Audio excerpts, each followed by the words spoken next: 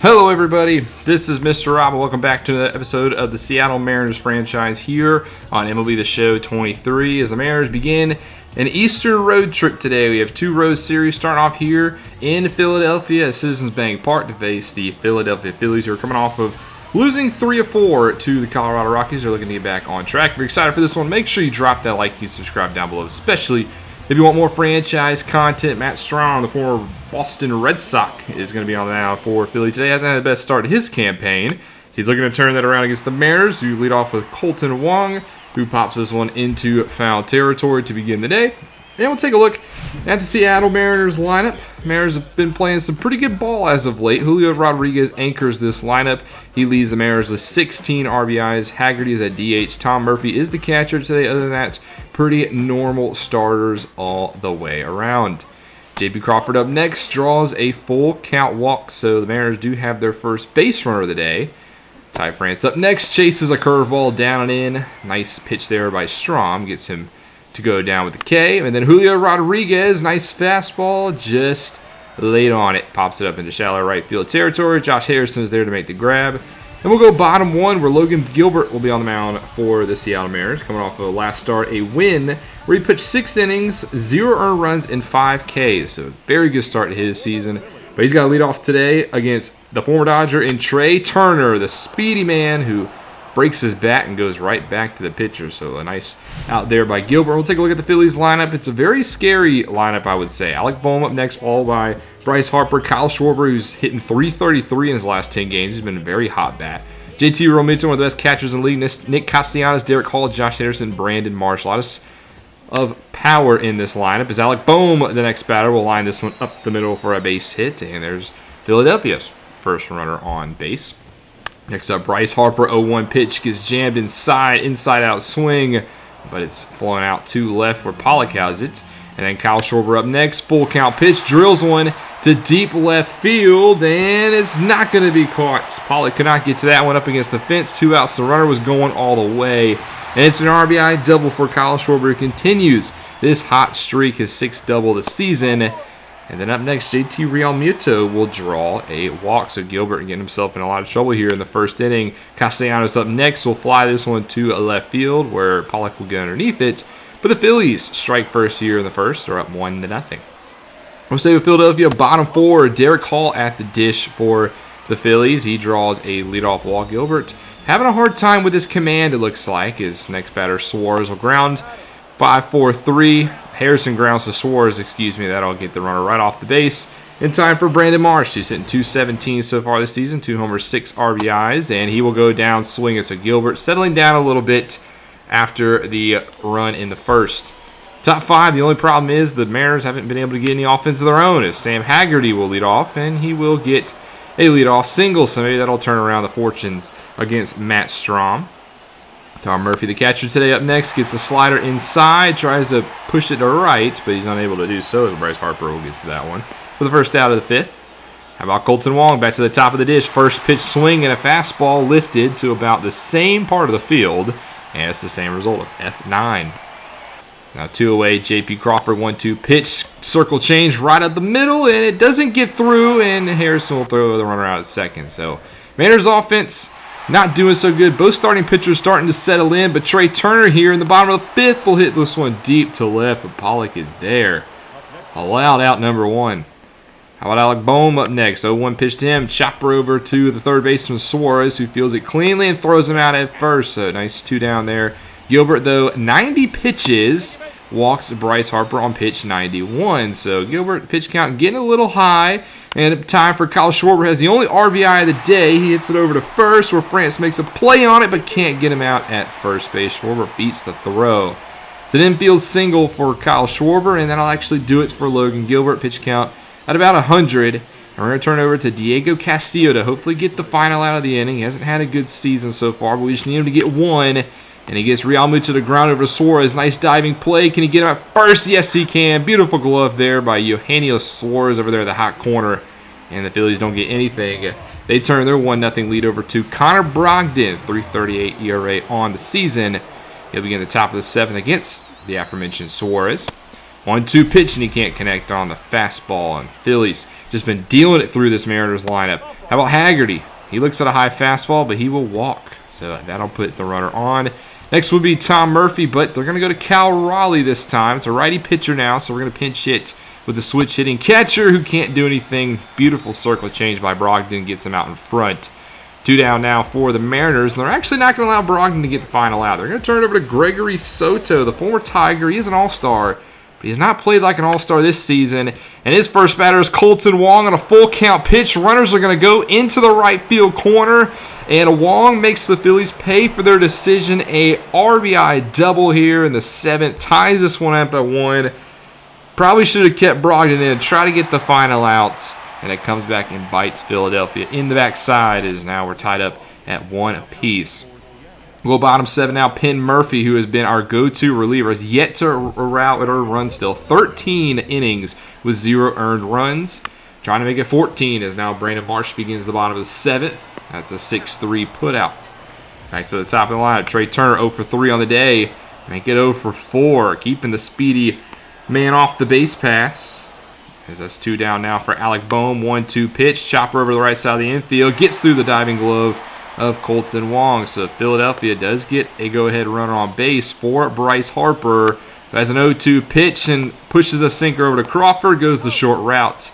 And we're still tied up at 1 apiece. The Mariners doing a very good job of limiting Turner and Harper in this game. Andrew Bellotti will come in relief for the Philadelphia Phillies. Also has a very high ERA, and we saw that didn't work out for them just a second ago. Works out for him, though, to get Ty France out. And then Julio Rodriguez, a beautiful fastball to crush. Cannot get the timing on it, though. Again, fly out to right. Quick 2 outs now for the Mariners. And then Teoscar Hernandez, slider to right field, but again, right at Harper. And we're still at 1 apiece. Bottom 8 now, the Mariners are going to turn it over to Matt Brash, who has not had a good season. This is a risky call. He's got 1 down, and, well, the first batter he faces is a GT Real Muto single into left. So, again, Brash not making it easy on himself. Nick Castellanos up next, and Real Muto is actually going to go steal second. He gets in just ahead of the throw. That's now a runner in scoring position for Philly. Castellanos does strike out looking to make it 2 outs, as next bring up Derek Hall. But Real Muto, again, is not done stealing bases. He goes and steals third. So Real Muto gets himself just 90 feet away from home. Still need a base hit, though, and Derek Hall is going to walk. So that'll get him on base, but it won't bring in a runner. And now you got runners on the corners for Josh Harrington, the former White Sox. Can he bring him home? It's a shallow one to right field, but Teoscar Hernandez is underneath it. And we're still tied up at 1 apiece. Going to the 9th inning, where the Phillies are actually going to bring in their closer, Sir Anthony Dominguez. They will never be able to get a save today, so you might as well just give him the 9th inning. A.J. Pollock will lead off for the Mariners, 0 for 1, 2-2 count, and he pops this one up to Real Muto for the first out of the 9th. Mariners, can they get anything here? Suarez, fastball drilled to center. That's going to get down. A 1-hit single or 1-out single for our third baseman. That's going to bring up Cal Raleigh, but we're going to pinch run to get a little bit more speed on the base pass. Dylan Moore comes in. Sam Haggerty now up next. 1-2 pitch, lifts this one into shallow right center, and that is going to be caught, run down there by Marsh. And now Cal Raleigh, sorry, I jumped the gun a little bit. He hits a perfectly hit ball into left field, so the Mariners not done yet. 2 on, 2 outs, top of the order. Colton Wong is the only RBI of the day, gets a fastball, lifts it to center, but not enough power in that bat. And the Mariners hope they can just send this one to extras. They're going to send that task to Paul Sewald. Try to preserve this tie at 1 apiece. He's got to start off his day against Brandon Marsh. 1-0 pitch to Brandon, and he pops this one up into center. That's deep enough for Rodriguez to get underneath it. Top of the order, the Phillies go. 3-2 pitch to Turner, and they're going to put Turner on the base pass. The all-star speedster can steal some bases. Sewell obviously occupied with him. Chopper over to first. That's not going to allow him to get the double play, but it does get a fielder's choice at first. But a hit will definitely bring Turner home, and it's Bryce Harper. Sewell obviously not going to give him anything. Walks him on 4 pitches, but now he turned over to Kyle Schwarber, who has been swinging a on-fire bat. 2-2 pitch to Schwarber, and he can't check his swing. They say he went around, and we're going to go to extras, tied at 1 apiece. The Phillies are going to give the 10th inning to Nick Nelson, another reliever out of the pen, one who's had a better start to his campaign. And the Mariners are going to put Evan White on second base. They're going to allow Kolten Wong. Would have been there, but they're going to get some more speed, and it's going to pay off as he will get to third base on the quick chopper. So now the runner just one base away. Ty France just needs to put the ball deep in play. It's a perfectly timed hit, but it's right at the shortstop. Talk about bad luck. And now you need a hit. It's Julio Rodriguez. Can he get it done? You bet he can. First pitch doesn't waste any time. That one is perfect, and that one is over the fence. No unlucky about that one. J-Rod comes in clutch. A 2-run shot to left, his 5th home run of the season.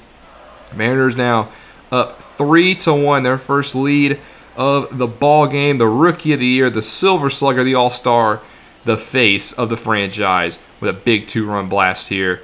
Teoscar Hernandez up next. Sky is a fastball one. He'd like to get back into deep center. That'll end the top of the 10th. But the Mariners have a 2-run lead. They're going to turn it over to Andres Munoz. 8 for 8 on the season so far.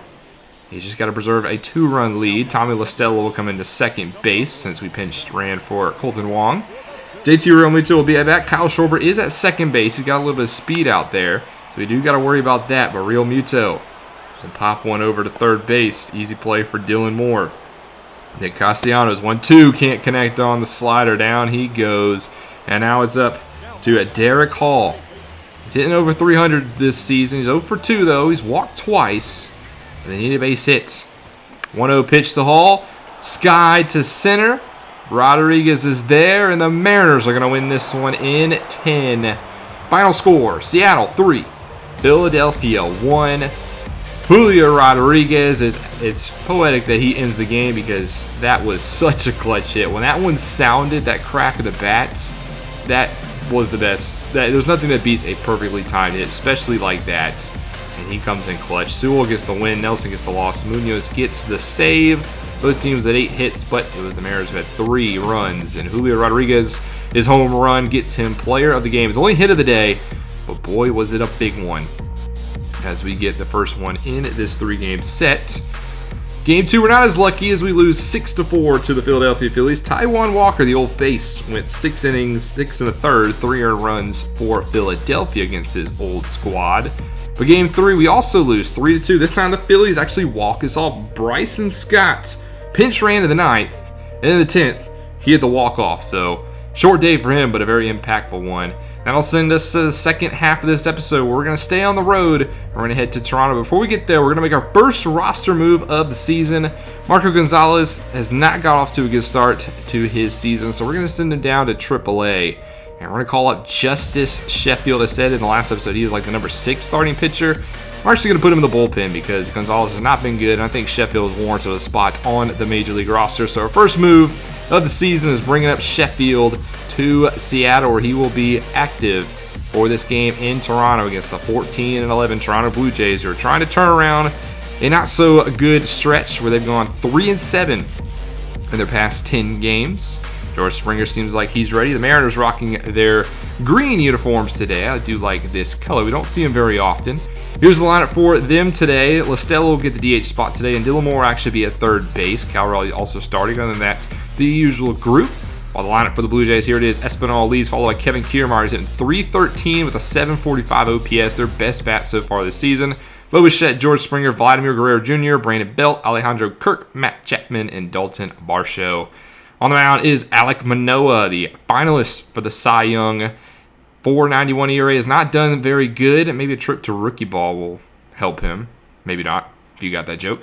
Luis Castillo on the mound for the Mariners hasn't been the best. Hasn't been an ace like he's been in the past. He needs to get that whip down. It's at 145 right now.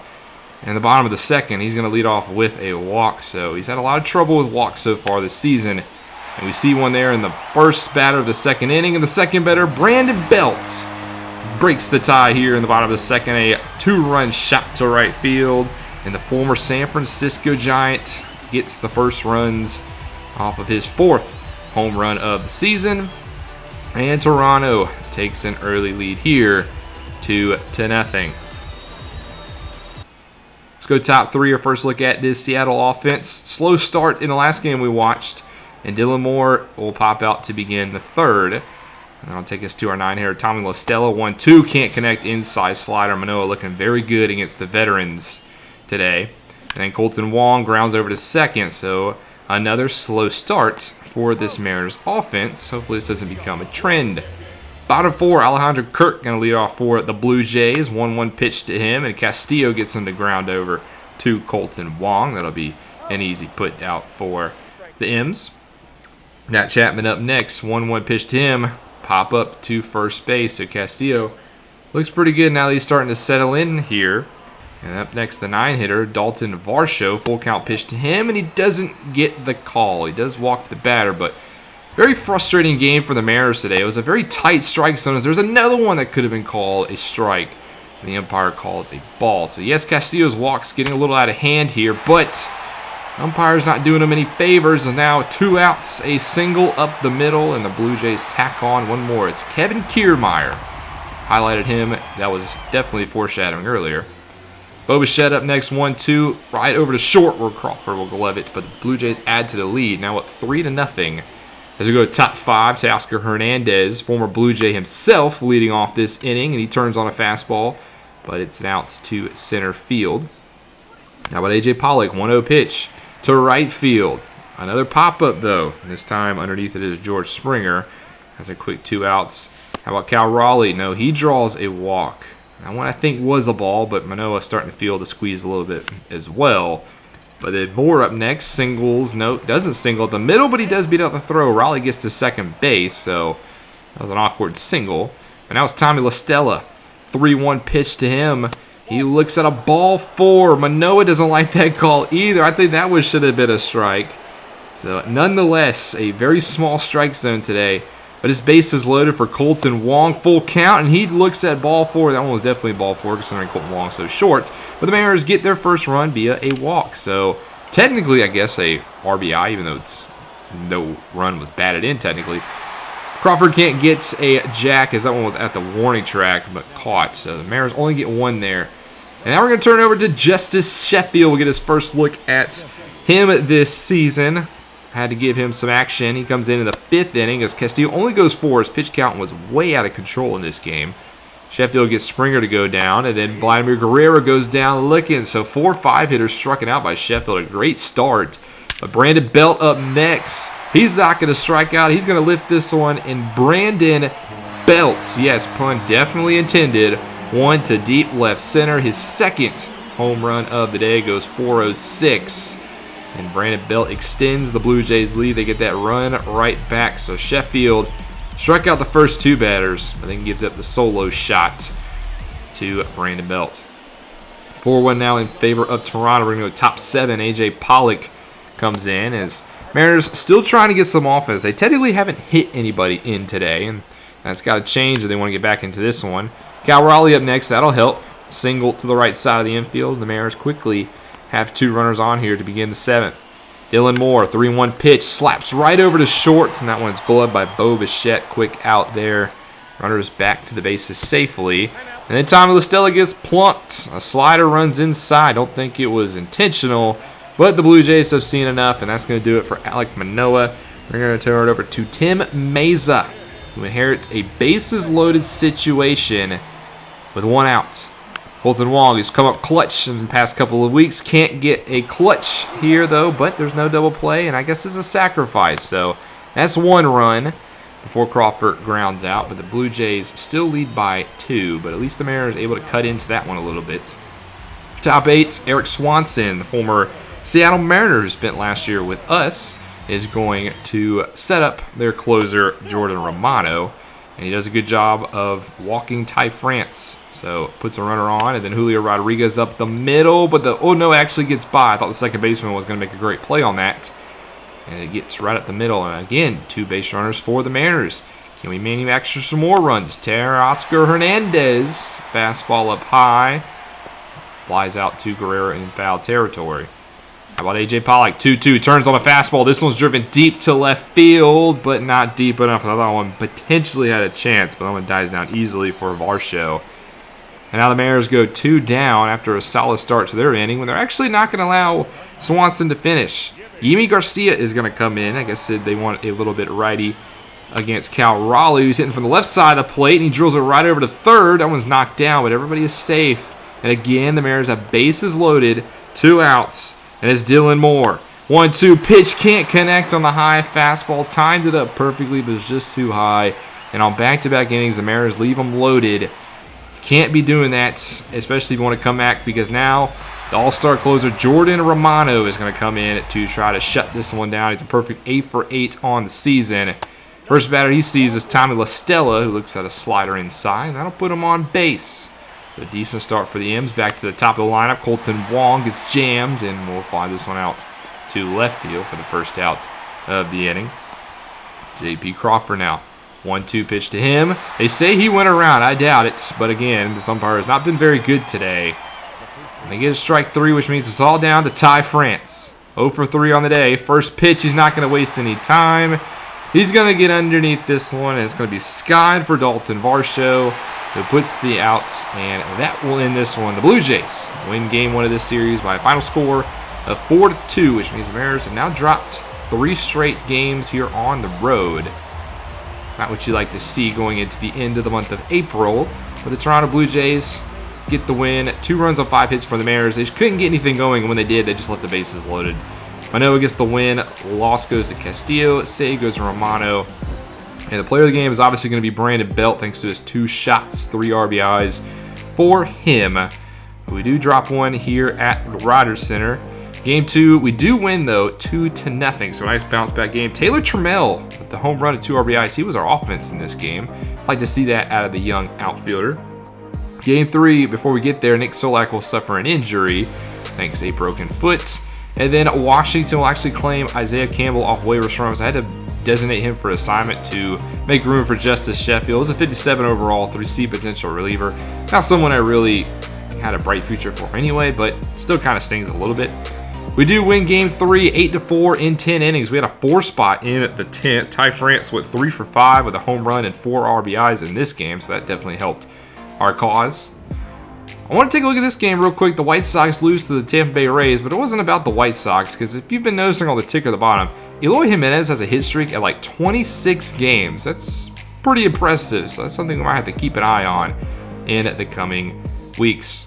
That's going to do it for the month of April, which means next time we'll have a monthly recap. But I hope you guys have enjoyed this one. If you did, make sure you drop that like and you subscribe down below, especially if you want more franchise content. This is Mr. Rob, and I'll see you in the next one.